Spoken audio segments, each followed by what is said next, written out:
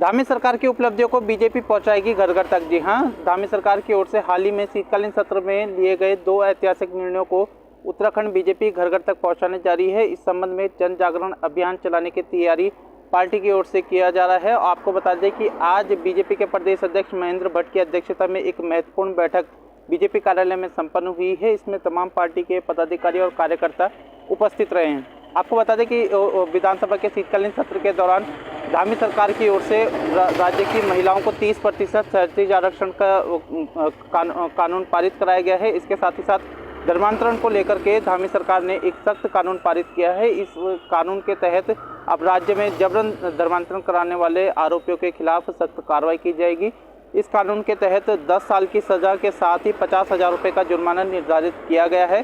धामी सरकार की ओर से लिए गए 2 ऐतिहासिक निर्णय का बीजेपी खुले मन से स्वागत कर रही है और अब इस फैसले को जन जन तक पहुंचाने के लिए पार्टी की ओर से जन जागरण अभियान चलाया जाएगा। आज इस संबंध में एक महत्वपूर्ण बैठक हुई है। बैठक में आगामी कार्यक्रमों की रूपरेखा तय की गई है। आज पार्टी के प्रदेश अध्यक्ष महेंद्र भट्ट ने पत्रकारों से बातचीत की, जिसमें उन्होंने धामी सरकार की ओर से लिए गए 2 ऐतिहासिक निर्णयों की जमकर सराहना की। साथ ही उन्होंने बताया कि बहुत जल्द ही पार्टी की ओर से पूरे प्रदेश भर में कार्यक्रम आयोजित किए जाएंगे। तो कुल मिलाकर के उत्तराखंड बीजेपी राज्य सरकार की ओर से लिए गए 2 ऐतिहासिक निर्णयों के बाद काफ़ी खुश है और ये खुशी अब पूरे प्रदेश भर में बीजेपी लेकर के जाएगी और इस अभियान के तहत प्रदेश भर में प्रेस कॉन्फ्रेंस आयोजित की जाएगी। इसके अलावा जन जागरण से जुड़े हुए तमाम जो कार्यक्रम हैं वो भी प्रदेश भर में आयोजित किए जाएंगे ताकि जनता के बीच में धामी सरकार की उपलब्धियों को पार्टी लेकर के जा सके। तो देखना होगा कि बीजेपी की ओर से जो कार्यक्रम संचालित किए जाएंगे उससे पार्टी को कितना लाभ पहुंचता है। मैं Ankit Kala, Mission Prime News, Dehradun. Haryana प्रदेश में पंचायतों के गठन के बाद अब शपथ ग्रहण समारोह भी हो चुका है। मुख्यमंत्री मनोहर लाल, पंचायत मंत्री देवेंद्र बबली की तरफ से तमाम पंचायत के सदस्यों को वीडियो कॉन्फ्रेंस के जरिए संबोधित भी किया गया। पंचायत मंत्री देवेंद्र बबली ने MH1 से खास बातचीत में बताया कि पंचायतों के अंदर विकास का खाका तैयार कर लिया गया है, चाहे वो ग्रे वाटर मैनेजमेंट हो, फिरनी पर LED लाइटें लगानी हो, सड़क व्यवस्था की बात हो या फिर CCTV कैमरा। ई-लाइब्रेरी एक ऐसा कॉन्सेप्ट है जो देश में पहली बार पंचायतों के अंदर लाया जा रहा है। इसी के साथ साथ विकास को लेकर के तमाम खाका पंचायत मंत्री देवेंद्र बबली की तरफ से सामने रख दिया गया है।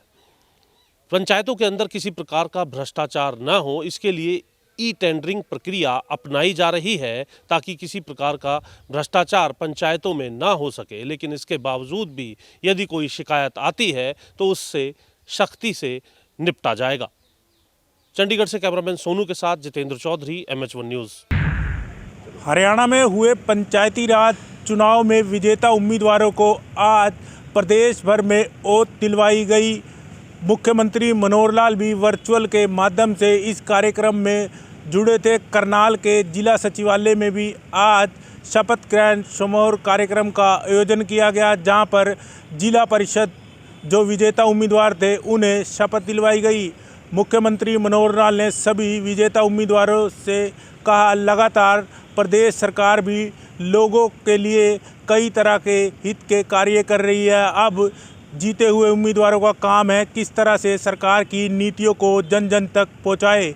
वही विजेता उम्मीदवारों ने भी वादा किया कि वह गांव का विकास भरपूर तरीके से कराएंगे और जो भी जिसकी समस्या होगी उस समस्या का समाधान करेंगे। फिलहाल अब देखने वाली बात ये होगी कि कब जो है चेयरमैन बनते हैं। जिस तरह कांग्रेस भी अपना दावा कर रही है कि इस बार जो है चेयरमैन करनाल में उनका होगा, वहीं बीजेपी का भी यही कहना है कि चेयरमैन बीजेपी पार्टी से होगा। फिलहाल देखने वाली बात यह होगी कि आखिर चेयरमैन किस पार्टी से होगा।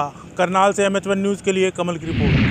चंडीगढ़ में 6ठे मिलिट्री लिटरेरी फेस्टिवल का आयोजन किया गया, जिसमें अलग अलग तरह के पैनल डिस्कशन करवाए गए। अलग अलग तरह के हथियारों की नुमाइश जो है वो लगाएगी। जो भारतीय सेना के पास जो हथियार हैं उनकी जो है प्रदर्शनी लगाई गई। इसके अलावा पेंटिंग प्रदर्शनी जो है लगाई गई और अलग अलग पैनल डिस्कशन जो है इस फेस्टिवल के दौरान की गई। 3 और 4 दिसंबर 2 दिन का ये फेस्टिवल होने वाला है। पहले दिन जो पंजाब की टूरिज़्म मिनिस्टर अनमोल गगन मान, उन्होंने मुख्य तौर पर शिरकत की।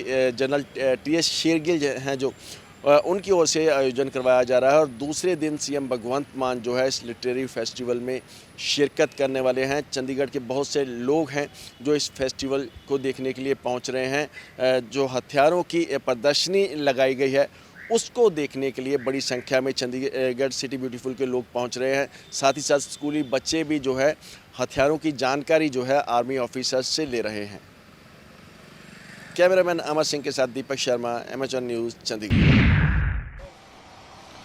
गैंगस्टर लॉरेंस बिश्नोई को आज पटियाला हाउस कोर्ट में पेश किया गया। वीडियो कॉन्फ्रेंसिंग के जरिए उसे पेश किया गया। एनआईए का दरअसल 10 दिन का रिमांड आज खत्म हो रहा था। इसके बाद अब कोर्ट ने 4 दिन के और रिमांड पर उसे भेज दिया है। एनआईए ने दरअसल कहा, एनआईए ने 10 दिन और दिन का रिमांड मांगा था, लेकिन कोर्ट ने 4 दिन का ही रिमांड दिया है।